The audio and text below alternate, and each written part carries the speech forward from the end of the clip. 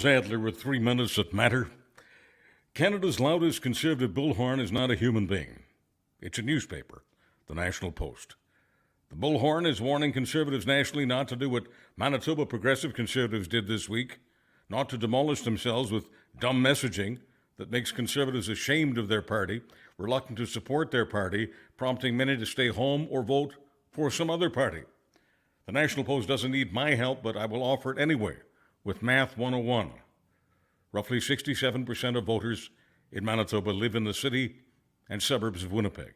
Focus on that 67 number because it will tell you everything you need to know about the problem.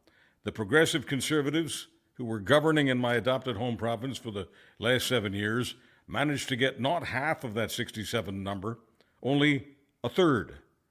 A third of the voters of Winnipeg voted for the Conservatives. And to add insult to injury, in the legislature, out of 32 seats in Winnipeg, the Conservatives wind up with only three out of 32, just barely better than 10%.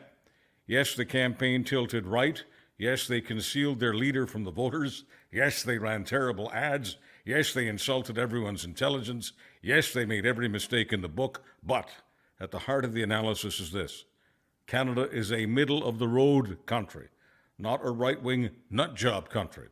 And if you're communicating with real voters the way conservatives on social media communicate with anonymous trolls and bots and accounts that are faker than Trump's tan, your brand gets tanned, it gets caned, it gets demolished. It happened this week in Manitoba, and the right-wing bullhorn known as the National Post sees fit today to warn the troops: stop peddling stuff that only appeals to the ignorant and the hateful. You may wind up like the Manitoba PCs, in a landfill.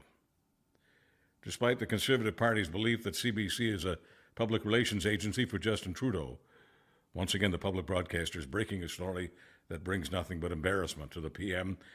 The family Easter vacay in Montana cost taxpayers $250,000, much more than the number reported by the PMO to Parliament. Baseball. Jays have now gone 7 seasons without winning a single playoff game. Wednesday night in the Twin Cities of Minnesota, the Blue Jays got swept from the wild card round. No sane fan is surprised. This fan of Major League Baseball, when I was a kid, Willie Mays, Sandy Koufax, Mickey Mantle, they were still alive.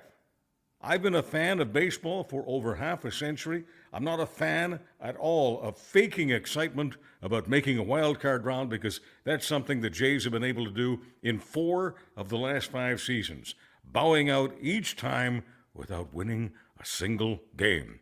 The Blue Jays are baseball's version of the Leafs. They tease, they do not satisfy, they do not go all the way. I'm Charles Adler, going all the way with 3 Minutes That Matter.